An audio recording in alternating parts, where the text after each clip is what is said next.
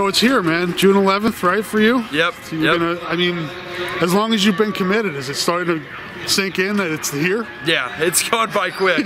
I remember this. I remember the phone call back in, I think it was June or July of 2015, and it seemed like it was yesterday.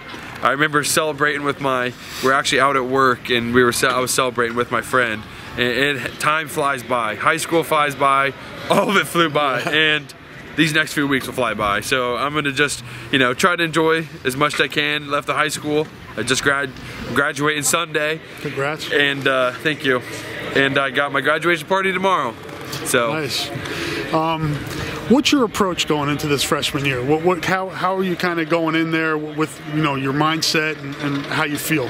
I feel good. Obviously a little nerve-wracking, but I'm gonna go in there as a big learning tool. I chose to redshirt my freshman year, and I chose to redshirt my freshman year. I'm gonna learn as a big learning tool, and just kind of work on my speed and strength, so I can compete with the big guys up there. Hopefully next year. So. But I have a positive mindset. I already have a lot of friends there, pretty much friends with the whole football team. So, yep.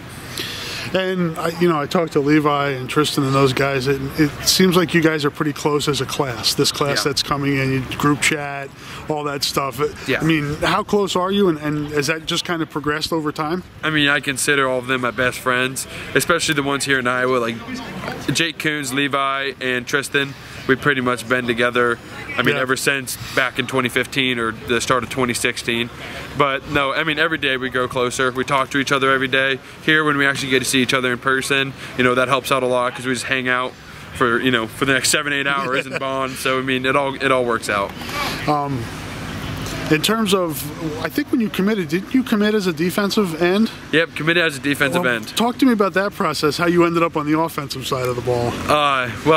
Back in 2015, yes, Coach Morgan did recruit me as a defensive end. That's where I was committed, and I was pretty excited about that. And then they moved me to defensive tackle, and then Brian Ferentz said he wanted to get a piece of me, so then him and Coach Morgan kind of settled it out, and then Brian Ferentz moved to the offensive coordinator, and then pretty much story tells it from there. I ended up, once I asked for my number, it was number 71. I was like, that's an offensive lineman number. Then I talked to the new offensive line coach, and he said, yep, you're going to be an offensive lineman. So, because they foresee me as my build as a better offensive lineman than a defensive lineman.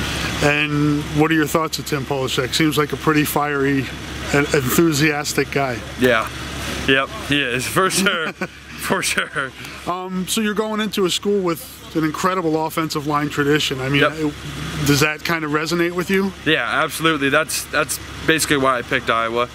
It's just because of, obviously the coach staff facilities, set that stuff aside, but you see they produce NFL linemen. And it's 2 hour ways from my house. And if I guess, as an offensive lineman, I feel more home there because, I feel like they're country boy, redneck type. I'm not saying I'm a country boy or redneck, but I live out in the country. But no, I enjoy how everything's they're set up there, kind of like their mindset too. They're not just kind of a bunch of city guys. They're hardworking men. So raised on farms and such. So I've been around them my whole life. So well said.